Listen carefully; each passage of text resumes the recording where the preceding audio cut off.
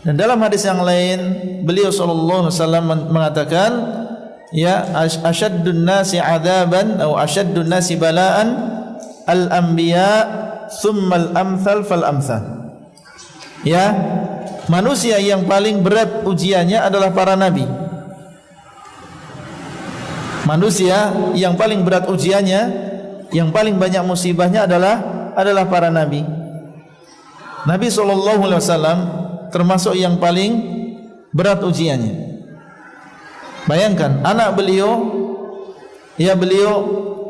dalam keadaan yatim.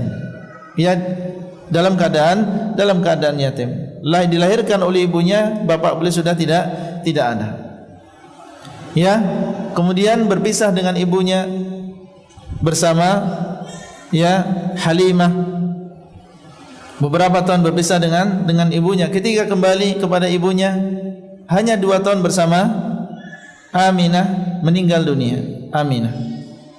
Setelah itu bersama kakeknya 2 tahun, meninggal juga kakeknya. Setelah itu bersama pamannya, ya, dan hidup dalam keadaan kekurangan. Kemudian ketika beliau menikah dengan Khadijah, ya, sebagai seorang nabi mendapatkan ujian yang berat dari kaumnya. Beliau memiliki anak, ya, 7 orang, 3 laki-laki, 4 perempuan, dan semuanya meninggal di masa beliau masih hidup, kecuali 1 orang, yaitu Fatimah, meninggal 6 bulan setelah beliau sallallahu alaihi wasallam. Jadi beliau melihat sendiri bagaimana anaknya meninggal sebelum beliau.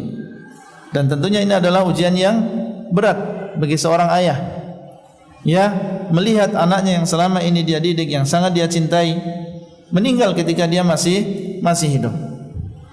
Ya, summal amthal fal amthal. Selain para nabi, maka yang mendapatkan ujian berat adalah yang semisal dengan mereka, yaitu mereka yang mengikuti jalan para nabi dan juga para rasul, menghidupkan agama ini, berpegang teguh dengan agama ini, maka mereka juga akan mendapatkan seperti yang menimpa para nabi. Oleh karena itu Waraqah ibnu Naufal, ketika dia mengetahui bahasanya yang di hadapan beliau adalah seorang nabi, yaitu Rasulullah sallallahu alaihi wasallam, beliau mengatakan, ya, ma jaa ahadun bimithli ma ji'ta bihi illa udiya. Dan dalam lafaz yang lain, illa udhiya, tidaklah datang seseorang semisal dengan apa yang engkau bawa, ya, kecuali dia akan dimusuhi, kecuali dia akan disakiti.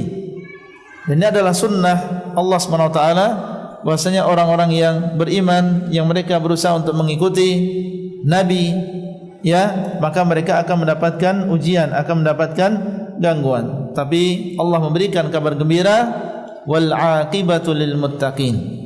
Ya, akhir dari semua ini adalah bagi orang-orang yang bertakwa. Ya, di sini ada gangguan, di sana ada cercaan, di sana ada, ya, ujian. Tapi yakinlah bahwasanya akhir dari semua ini adalah bagi orang yang bertakwa. Ya, mungkin sekarang, ya, orang-orang yang banyak orang yang berusaha untuk menutupi, berusaha untuk mengganggu, berusaha untuk, ya, menutupi kita dari jalan Allah. Tapi itu hanya sementara saja. Ya, al-aqibah, akhir dari semua ini adalah untuk orang-orang yang bertakwa. Dan ini adalah janji dari Allah. Ya, wa'dallah, ini adalah janji dari Allah. La yukhlifullahu al-mi'ad. Allah tidak akan menyelisih janjinya. Ya, tinggal nunggu waktunya saja. Tapi kita harus husnudzan bahwasanya Allah akan menolong, ya, para rasulnya, para nabinya, dan orang-orang yang beriman. Sebagaimana firman Allah, inna lanansuru rusulana walladzina amanu. Sesungguhnya kami akan menolong, ya, para rasul kami dan orang-orang yang beriman.